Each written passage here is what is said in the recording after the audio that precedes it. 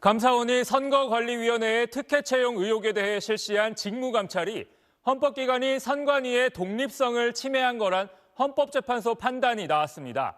헌재는 그러면서도 선관위의 부패 행위에 면죄부를 준 건 아니라고 강조했습니다.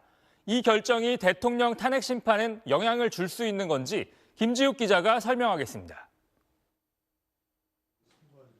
지난 2023년 5월 중앙선거관리위원회 사무총장 등 전현직 고위직 4명의 자녀가 경력 채용 과정에서 특혜를 받았다는 의혹이 불거졌습니다. 감사원이 이에 대해 특별감사를 실시하겠다고 하자 선관위는 헌법 정신에 어긋난다며 권한쟁의 심판을 청구했습니다.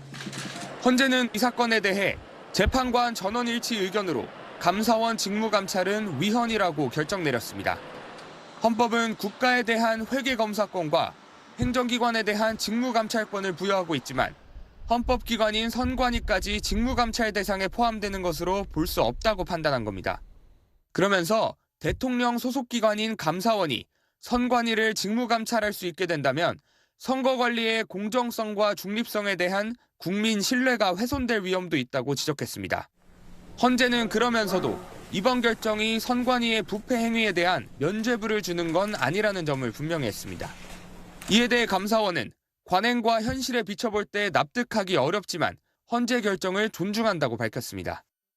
이번 결정이 윤석열 대통령 탄핵 심판 결과와 연관성이 있을지도 주목됩니다. 비상계엄 선포 직후 윤 대통령이 선관위에 군을 투입한 행위의 위헌 여부가 탄핵 심판 5대 쟁점 중 하나이기 때문입니다.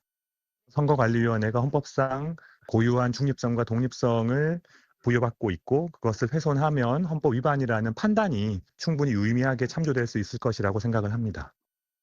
윤 대통령 측은 직원 채용의 불법성 감시와 선관위의 독립성이 관련이 있느냐면서 헌재의 결정이 헌법 정신에 맞지 않는다고 반발했고 국회 소추 대리인단 측은 비상계엄 당시 선관위 침탈의 위헌성도 같은 관점에서 판단될 것이라고 밝혔습니다. SBS 김지욱입니다.